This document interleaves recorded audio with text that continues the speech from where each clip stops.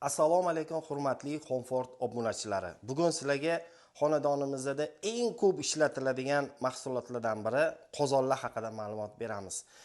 Ko'p xaridorlarimiz bizga yozishdi, chugun qozonlar haqida ko'proq ma'lumot beraylik deb. O'shaning uchun bugun sizlarga chugun qozonlarni ko'rsatmoqchimiz. Ko'rib turganingizdek, hozir sizlarga ko'rsatmoqchi bo'lgan qozonlarimiz 7 litr, 6 litr, 5 litr, 4 litr, 3 litr, 2 litr. Undan tashqari tovalarimiz 26 diametr, 24 diametr, 26 diametrli blinitsalarimiz ham bor.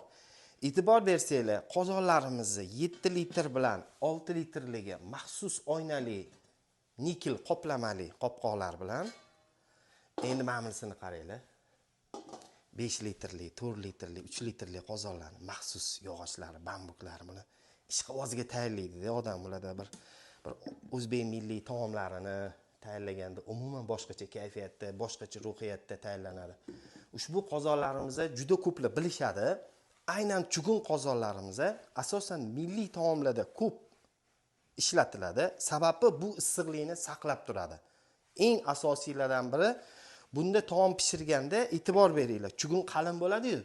Taom singib pishadi. Ya'ni qovurish jarayonida maza qilib bemalol qovurganish uchun taomlar eng mazali taomlar mana ko'cha-kuylarda milliy taomlarga borsanglar, katta oshpazlarimiz asosan faqat chugun qozonlarda taomlarni tayyorlashadi. Oldimizga chiroyli ovqatlarni olib kelib qo'yishadi.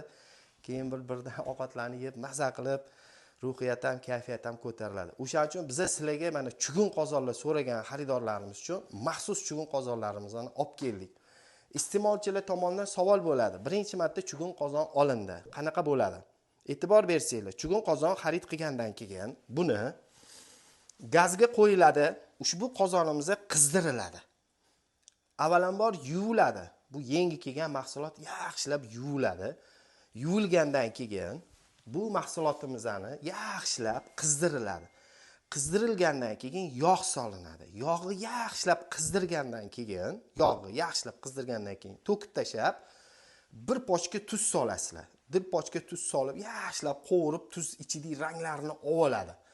Keyin yaxshilab yuvib, quruqlab, keyin bemalol ishlatib ko'raverasizlar. Biz aynan bugun sizlarga aynan shu qozonimizni reklama qilayotgan paytimizda o'zimizning milliy ovqatlarimizdan biri oshni sizlarga bir 100 marta gapirgandan ko'ra bitta osh tayyorlab sizlarga ko'rsatib bermoqchimiz. Hozir video davomida shularni o'zingizlar ko'rib borasizlar. Hurmatli xaridorlar, mana hozir chugun qozonimizni xarid qilgandan keyin qanaqa birinchi tayyorlash hozirligiga aytib. Mana yog' soldim, yog' qizyapti. Mana endi e'tibor beringlar. Mana shu yog'larni hamma yog'iga surib chiqaman. Mana hamma yog'iga tegish kerak mana shu yog'lar. Hamma yog'iga tegadi. Keyin buni yaxshilab qizitib olganimdan keyin bitta yuvoraman. Yuvagandan keyin hozir uni ham ko'rsataman sizlarga. Tuz solib nima qilish kerakligini. Mana sizlarga hozir qanaqa birinchi xarid qilganda ishlatish ko'rsatyapmiz. Ushbu qozonimizni birinchi ko'rganingizdek yog' soldik, hamma yog'iga surkadik. Keyin qozonni oldim, yaxshilab yuvdim. Endi mana bu tuzni solishim kerak buni ichiga. Mana shu masalan bir pochka tuz bo'lsa, shu bir pochka tuzni solib, buni rangi sal o'zgarguncha qovuriladi endi. O'sha birinchi marta xarid qilayotganda to'g'risini aytyapman-da. Ko'plar so'rashadi, mana chugun qozon oluvdik, rangi o'zgarib qoldi, anaqa bo'lib qoldi. Har xil fikr bildirishadi. Mana shunda turadi ozgina. Xaridorlar, mana hozir sizlarga ko'rsatyapmiz, chugun qozonni qanaqa qilib ishlatilishini birinchi xarid qilganda. Boya ko'rdinglar tuzni qanaqa oppoqligini, hozir ham qarang. Chirs qilyapti o'sha. Hozir ko'rasizlar teylarni anaqa rangi qarang. Mana qaranglar, ranglari o'sha boshqacha. Qozonni tuz shunaqa narsa-da, o'ziga o'sha qora anaqalarni hammasini tortib oladi o'ziga. Mana. Ko'rasizlar, rangini o'zgaryapti. Hozir endi men bu tuzni suzib olib, yaxshilab qozonni yuvib, bo'l ishlataveraman bemalol. Mana aynan hozir biz 7 litrli qozonda osh damlayapmiz.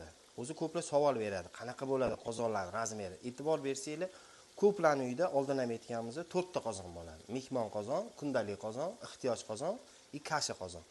Masalan, mana shu 7 litr deganda, masalan, ko'plarning uyida mana 1 kilo osh damlansa, 1 kilo sabzi, 1 kilo guruch, yana qolgan narsalarni solsa, osh bemalol damlanadi.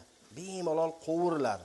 Shuning uchun sal kengroq bo'lgani yaxshi. Qanchalik qozon kengroq bo'lsa, shunchalik odam bir havosga, bir ishtiyoqqa maza qilib ovqat qiladi-da. Mana bemalol qovurib, o'zi hamma yog'ini ko'rasiz-da, nazorat qilib. O'shanisi ham qizuv. Shuning uchun biz doim xaridorlarga aytamiz, o'sha olayotganinglarda mana shu litrlarga e'tibor beringlar.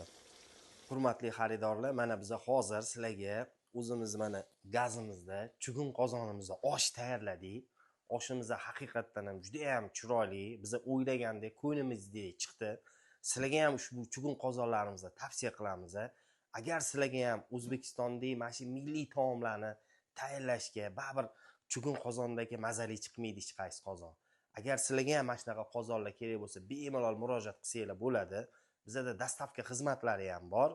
O'zingizlar xohlagan razmerda alohida sotib olsanglar ham bo'ladi. Hurmatli xaridorlar, mana ko'rdinglar, bugun sizlarga chugun qozonlarimiz haqida qo'limizdan kelgancha yaxshilab obzor qilib berdik. Bizning kanalimizni kuzatib borgan bo'lsanglar, obuna bo'linglar, o'zingizlarning fikringizni qoldiringlar. Kanalimiz rivoji yo'lida yaqinlaringizga ham tarqatsanglar bo'ladi. Homefort bu ishonchli tanlov.